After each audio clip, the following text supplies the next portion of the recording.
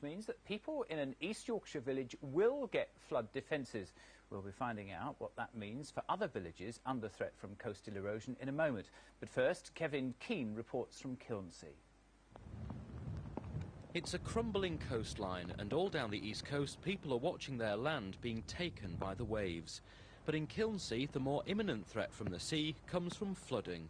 Now, when there are high tides and strong winds, the seawater crashes across this bank and rolls off into the village down there.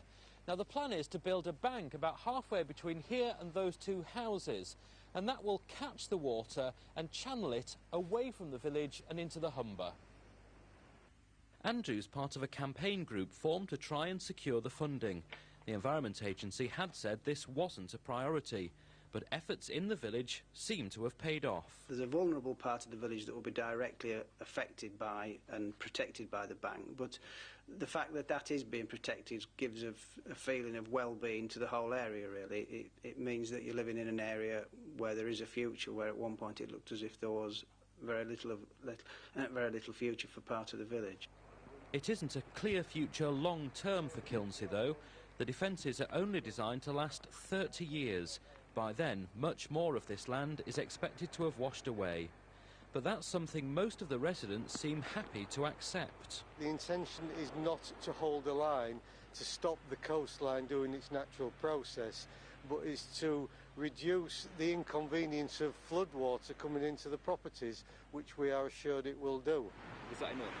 I feel so. I feel that is what can be done, is practical and is a sensible solution for the area. So this is £100,000 to buy time for the village, but that time will eventually run out. Kevin Keane with that report. I'm joined this evening by Jeremy Walker from the Regional Flood Defence Committee. Jeremy, good evening to you. You had said no to defence work for Kilnsea. I mean, why the change of heart? Well, the committee has never said no, and essentially this is a very good news story.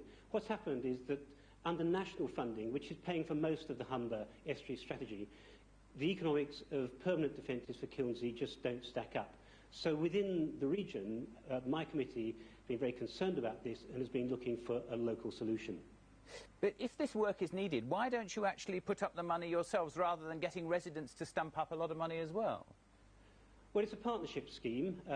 The scheme that the residents want, and there's been a lot of discussion, I believe, with the local community, will cost about £200,000. What we're saying is that using local levy money raised by local councils, the committee can find about half of that, and we're looking to other sources for match funding for the rest. And partnership funding, as you know, is a very standard way of raising money for projects of this kind. So does this mean that all villages who are under threat can actually come up and do a deal with you? If they find some money, you'll find the rest, and then the work can be done?